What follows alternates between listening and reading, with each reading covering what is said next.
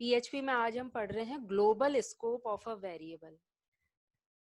Variable is the token which has the capability for varying or the changing the value stored in it, है ना. यही होता है variable. और PHP में वेरिएबल कैसे डिफाइन होता है? डॉलर लगाया जाता है पहले. जैसे हमने इसमें प्रोग्राम में देखिए, मैंने एक एक्स नाम का वेरिएबल लिया है तो उसके आगे डॉलर लगा दिया तो ये एक वेरिएबल बन चुका है. ठीक है, हमने प्रोग्राम करे, एडिशन का देखा, सब्ट्रैक्शन, ओके, और भी काफी सारे फंक्शंस भी हमने सिंपल सा करा. ठीक है, आज हम देख रहे हैं कि ग्लोबली वेरिएबल को कैसे डिक्लेयर करा जाता है. तो ये कह रहे हैं जैसे ही हम ये सिंटैक्स लिखते हैं angle bracket question mark PHP, then मैं एक वेरिएबल डिक्लेयर कर रही हूँ $x. उसके बाद मैंने इसको इनिशियलाइज कर दिया, इसकी वैल्यू दे दी 926.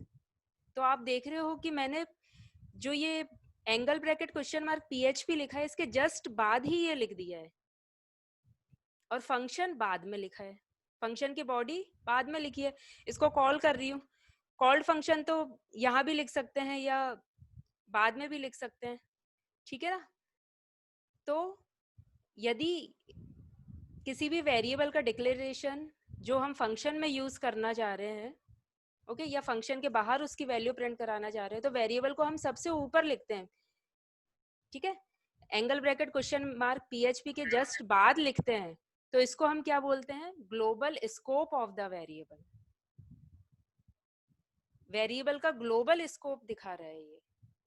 अब ये देखो इसका क्या इम्पैक्ट पड़ेगा, इसको हम बाद में देखते हैं. मैंने कॉल किया my test opening closing parenthesis question, opening closing parenthesis और सेमी कॉलन. ठीक है, तो ये क्या कहलाएगा? Calling function. ये कॉलिंग ही कहलाएगा, फंक्शन हम कॉल कर रहे हैं इधर से फंक्शन को. तो जैसे ही कंट्रोल इधर आएगा तो इसके बाद कंट्रोल कहाँ जाएगा? ये फंक्शन को कॉल करेगा. और फंक्शन लिखने का तरीका कल हमने देखा था. क्या लिखना पड़ता है हमको? पहले फंक्शन लिखना पड़ता है. ठीक है, पहले फंक्शन लिखना पड़ता है और उसके बाद फंक्शन का नाम लिखते हैं.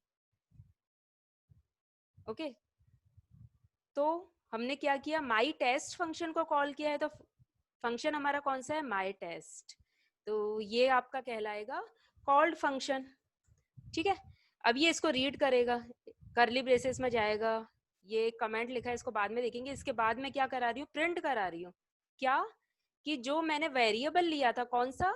$x, ऊपर लिया था $x, उसको मैं इधर प्रिंट कराना चाह रही हूँ, फंक्शन के अंदर कराना चाह रही हूँ. तो इसलिए यूजर फ्रेंडली बनाने के लिए मैंने क्या लिख दिया? Echo variable x inside function is, कि ये जो वेरिएबल x की वैल्यू है ये फंक्शन के अंदर हम प्रिंट कराना चाहते हैं $x को.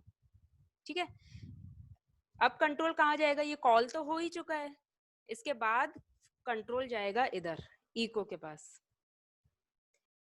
ये जो हम अब इको कराना चाह रहे हैं, प्रिंट कराना चाह रहे हैं, वेब पेज में हम प्रिंट देखना चाह रहे हैं, प्रिंट कराना चाह रहे हैं. ठीक है, तो ये हम जो प्रिंट करा रहे हैं ये फंक्शन के बाहर प्रिंट करा रहे हैं. ठीक है, फंक्शन के अंदर तो मैंने इनसाइड अ फंक्शन करा था ना, यहाँ इसका करली ब्रेसेस बॉडी इसकी क्लोज हो चुकी है फंक्शन की. ठीक है, अब मैं इसको प्रिंट करा रही हूँ echo variable x outside the function. ठीक है, वेरिएबल को मैं कहाँ प्रिंट करा रही हूँ? आउटसाइड द फंक्शन प्रिंट करा रही हूँ. और उसके बाद मैंने question mark angle bracket close कर दिया. अब ये देखो क्या बताएगा वेब पेज पे. अभी हम इसको मैं शेयर करती हूँ स्क्रीन, कि ये बताना चाह रहा है कि यदि मैं ग्लोबल स्कोप दे रही हूँ तो इनसाइड द फंक्शन यदि हम प्रिंट कराते हैं तो वैल्यू प्रिंट नहीं होती है, एरर जनरेट हो जाती है. उसकी लिमिटेशन कहाँ है? ग्लोबली ही है. ये ग्लोबल स्कोप बता रहे. स्कोप का मतलब उसकी सराउंडिंग्स कहाँ है. जैसे तुम सबका स्कोप क्या है? अभी आप घर में हो, अपन घर पे ही जितनी रेंज आ रही है उतनी ही कैपेबिलिटी है कि हमारा ये चलेगा. कई बार नेटवर्क डाउन भी हो जाता है. ठीक है, तो स्कोप है हमारा नेटवर्क का, वाईफाई का कहाँ तक स्कोप है. ठीक है, लोकली है क्योंकि हमने यदि बीएसएनएल की लाइंस के थ्रू कर रखा है तो हमारे घर में एक निश्चित एरिया है, वहां तक ही है. ओके, और यदि हमने डोंगल यूज कर रखा है दूसरा जियो का यूज करते हैं, उसका ग्लोबल स्कोप कहाँ तक जाता है, ठीक है, जो हमारे घर में भी आ रहा है लेकिन कभी चला भी जाता है। तो स्कोप का मतलब होता है कि कितनी हमारी लिमिटेशंस है।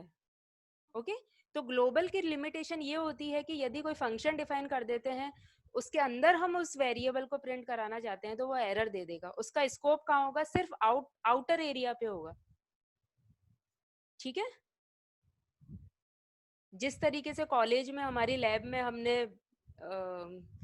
अपने जो पीसीज थे सबको लैन के थ्रू कनेक्ट कर रखा था, ओके, और वाईफाई भी था, लेकिन उसका लिमिट कहाँ तक थी, वाईफाई का जब हम पासवर्ड डालते थे उसकी लिमिट कहाँ तक थी, सिर्फ 4-5 रूम्स तक थी, उसका स्कोप था ये, ठीक है। हम चाहें कि कोई 10वें नंबर पे रूम है, वो चाहता है कि मैं लोकली इस ग्लोबल इंटरनेट को यूज कर लूँ, तो वो नहीं कर सकता। ओके, अब इसको मैं एक वेब पेज शेयर करती हूँ, आप इसका आउटपुट देखिएगा।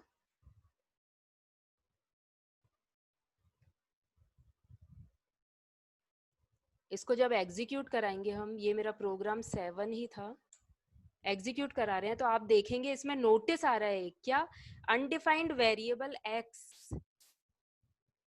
ये मैंने इसका पार्ट डिसाइड कर रखा है, ई ड्राइव में सेव कर रखा है प्रोग्राम 7 को, ऑन लाइन 18 नंबर पे ये अनडिफाइंड बता रहा है इसे, ओके। और जो मैंने फंक्शन के अंदर प्रिंट कराया था इनसाइड द फंक्शन, उसमें क्या बता रहा है, ये variable x inside the function कोई वैल्यू नहीं दे रहा, क्योंकि एरर आ चुकी है और ये प्रिंट नहीं करेगा वैल्यू।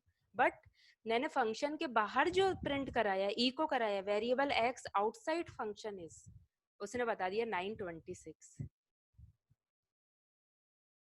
ठीक है। अब देखो, आपको इसी में ही कुछ चेंज करके दिखाती हूँ। आप देखिएगा, ये ग्लोबल स्कोप को मैं कमेंट बना देती हूँ, ठीक है। और ये जो हम यहाँ ग्लोबली प्रिंट करा रहे थे, कंट्रोल सी, मैं इसको इनसाइड प्रिंट कराती हूँ, यहाँ प्रिंट कराती हूँ, कंट्रोल वी। अब एरर जनरेट नहीं होगी, मैंने इसको इनसाइड कराया है, ठीक है। अब इस कमेंट पे ध्यान मत देना, एग्जीक्यूट एन एरर, अब एरर नहीं आएगी। और अब आप देखिएगा ये आउटर एक्सेस होता है या नहीं, ठीक है। मैं इसे सेव कर रही हूँ, स्क्रीन अगेन शेयर कर रही हूँ मैं, आप चेंजेस देखिएगा क्या चेंज आता है इसमें।